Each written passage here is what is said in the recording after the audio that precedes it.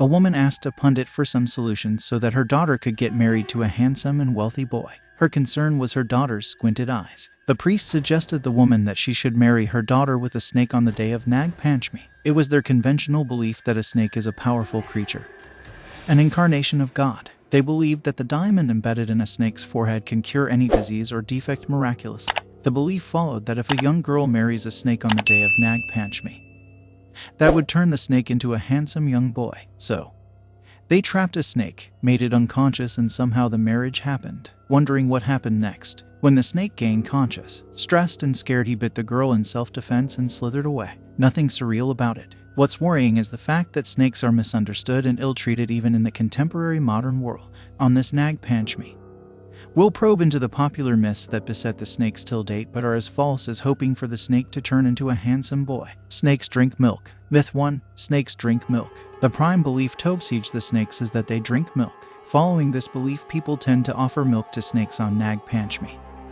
a traditional festival celebrated in Hindu religion. The reason why snakes drink milk is dehydration, not miracle. Snakes are usually trapped for a month before the festival and are pretty much ill-treated. For almost a month they survive precisely on air, as they are not offered much food and water. On Nag Panchami, when they are offered milk, dehydrated snakes just go for it. Snakes are cold-blooded reptiles, not mammals. Forcing them to consume milk is not offering worship, rather leading them to death. Myth 2. Snakes are cruel.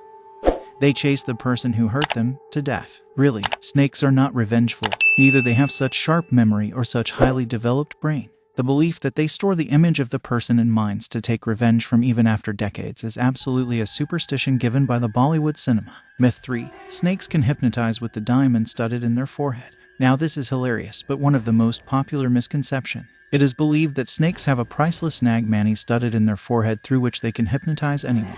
Mythologically it might be true, but scientifically it's a myth. A lot of snakes get killed and tortured at the hands of such false believers. Myth 4. Snakes dislocate their lower jaws to swallow. Sounds pretty much like a dislocated shoulder. Well, swallowing is not about dislocation but flexibility. A snake's lower jaw is split into two halves called mandibles. These mandibles are connected by a stretchy ligament. So, when a snake engulfs its food, this stretchy ligament enables the mandibles to separate. Myth 5. Venomous or poisonous. These two are not synonyms, although people tend to use the two terms interchangeably. Snakes are venomous, as venom is a toxic that is injected into the target, though a fang or stinger, whereas poison is either eaten, inhaled, or absorbed through the skin. It is very rare for a snake to be poisonous. Myth 6. Snakes can fly. Few people tend to believe that snakes can fly. Snakes can't fly. A few of them can glide through the air by extending their ribs and pulling in the underside.